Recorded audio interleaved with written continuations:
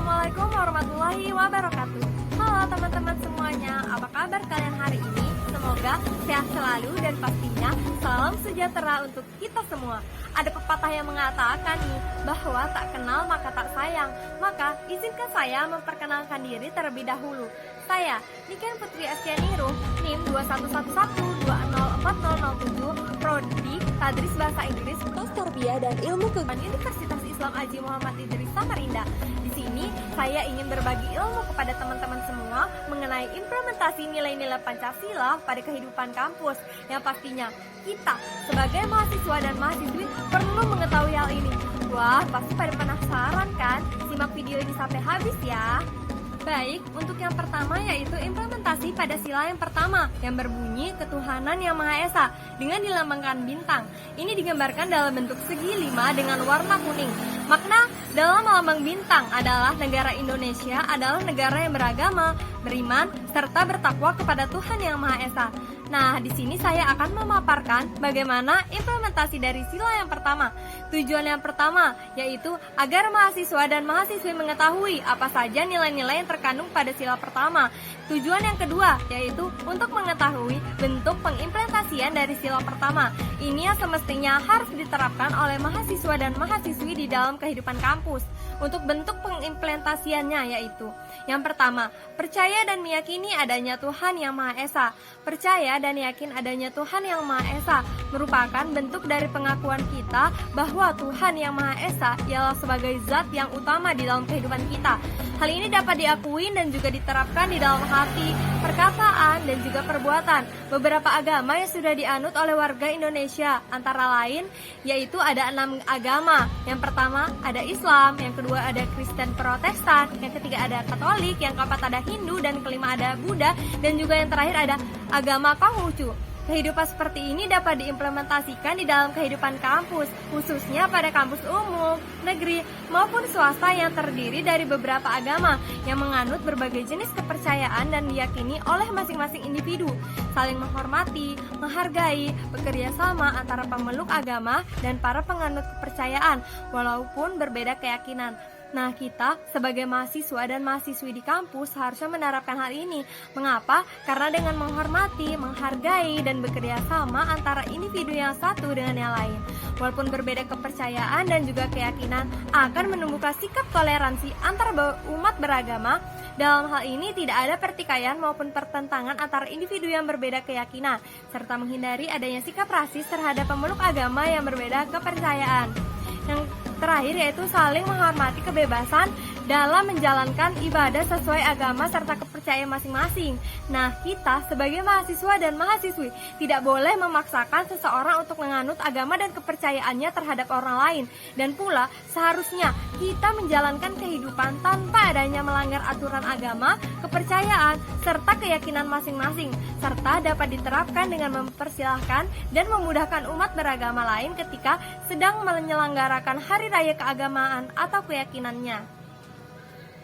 Selanjutnya yaitu implementasi pada sila kedua yang berbunyi kemanusiaan yang adil dan beradab dengan dilambangkan rantai yang berlatar belakang merah yang arti dari mata rantai segi 4 melambangkan pria dan mata rantai lingkaran melambangkan wanita. Jadi makna dari mata rantai yang saling berkaitan tersebut melambangkan bahwa pria dan wanita saling membutuhkan satu sama lain dan perlu bersatu agar menjadi kuat seperti sebuah rantai. Nah, kembali saya akan memaparkan bagaimana sikap mahasiswa maupun mahasiswi dalam penerapan dari sila kedua dengan tujuan untuk memahami pengimplementasian sila kemanusiaan yang adil dan beradab dalam kehidupan bangsa. Beberapa bentuk implementasi dari sila yang kedua yaitu yang pertama, menghargai dan menghormati perbedaan yang ada di setiap individu mahasiswa. Nah, sila ini harus diimplementasikan dalam kehidupan kampus, seperti di beberapa kampus umum yang berstatus negeri ataupun swasta yang memiliki mahasiswa yang penuh kemajemukan atau keberagaman ras, suku, dan bangsa. Dengan keberagaman yang ada di kampus membutuhkan nilai toleransi antar mahasiswa yang cukup tinggi dengan menghargai dan menghormati perbedaan di antara mahasiswa-mahasiswa yang lain. Sehingga dengan begitu akan menimbulkan dan menciptakan keharmonisan serta menjaga keberlangsungan pembangunan dalam kehidupan di lingkungan kampus. Dan mahasiswa akan seharusnya menghindari sikap deskriptif, diskriminatif, dan berbau rasisme. Sehingga adanya sila ini sangat penting dalam kehidupan bernegara. Kemudian yang kedua, mengakui persamaan derajat, persamaan hak dan kewajiban antara mahasiswa. Sebagai seorang mahasiswa, kita harus menjunjung tinggi dan memberlakukan derajat yang sama, serta tidak membeda-bedakan antara mahasiswa yang satu dengan yang lain. Kemudian tidak membeda-bedakan kasta atau kelas sosial. Nah, maksudnya di sini tidak sepantasnya mahasiswa ataupun mahasiswi memandang individu lain dari kasta atau keturunannya, keluarganya dari yang kaya maupun yang miskin, maupun dengan yang mampu atau yang kurang mampu, dan tidak memandang dari faktor belakang pendidikan terdahulunya. Tidak pilih kasih dalam berteman, dan hendaknya untuk selalu mencintai, menyayangi, dan mengembangkan sikap tegang rasa, menjunjung tinggi, serta tidak semena-mena terhadap teman, menjunjung tinggi dan tidak seenaknya atau semena-mena seperti perundungan, membuli, dan lain-lain kepada setiap individu. Kemudian yang ketiga, gemar dan saling tolong-menolong dalam setiap kegiatan kampus. Nah, sebagai mahasiswa pasti tahu dong berbagai macam kegiatan kampus yang ada, yaitu salah satunya ada dalam keorganisasian kampus atau biasa disebut UKM, unit kegiatan mahasiswa, yang terdiri dari beberapa individu mahasiswa. Kemudian ada pula acara peringatan hari besar yang biasanya diadakan di kampus yang dipanitiain oleh mahasiswa-mahasiswa yang ada di dalam kampus tersebut. Nah, dalam hal ini tentunya sangat diperlukan pikiran maupun tenaga dari setiap individu, dan itulah yang dinamakan sikap saling tolong-menolong antara mahasiswa dengan mahasiswa yang lain untuk menyukseskan kegiatan ataupun acara tersebut. Selanjutnya yaitu implementasi pada sila ketiga yang berbunyi Persatuan Indonesia, yang bersimbol pohon beringin dan memiliki makna yaitu sebagai tempat berteduh, sehingga Pancasila diibaratkan sebagai peneduh bangsa Indonesia untuk berlindung dan merasa aman, serta juga menggambarkan persatuan Indonesia. Nah, kemudian saya akan memaparkan bagaimana sikap mahasiswa maupun mahasiswi dalam penerapan dari sila ketiga dengan tujuan dapat memahami pengimplementasian sila persatuan Indonesia dalam kehidupan di lingkungan kampus. Yang pertama, menemukan rasa persatuan dan kesatuan di atas kepentingan dan keselamatan bersama di atas kepentingan pribadi. Kita, sebagai mahasiswa, hendaknya selalu menumbuhkan rasa persatuan dan kesatuan.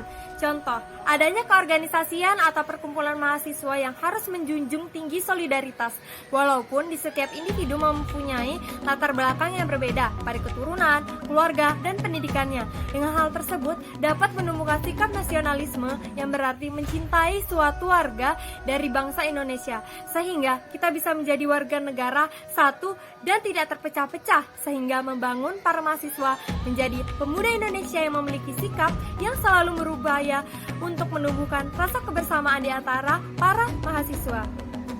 Selanjutnya yaitu implementasi pada sila keempat yang berbunyi kerakyatan yang dipimpin oleh hikmat kebijaksanaan dalam permusyawaratan perwakilan yang bersimbol kepala banteng.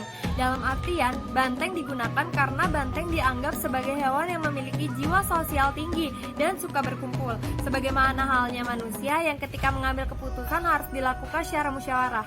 Nah, selanjutnya di sini saya akan memaparkan bagaimana sikap mahasiswa maupun mahasiswi dalam penerapan dari sila keempat dengan tujuan dapat memahami pengimplementasian sila kerakyatan yang dipimpin oleh hikmat kebijaksanaan dalam permusyawaratan perwakilan dalam kehidupan di lingkungan kampus.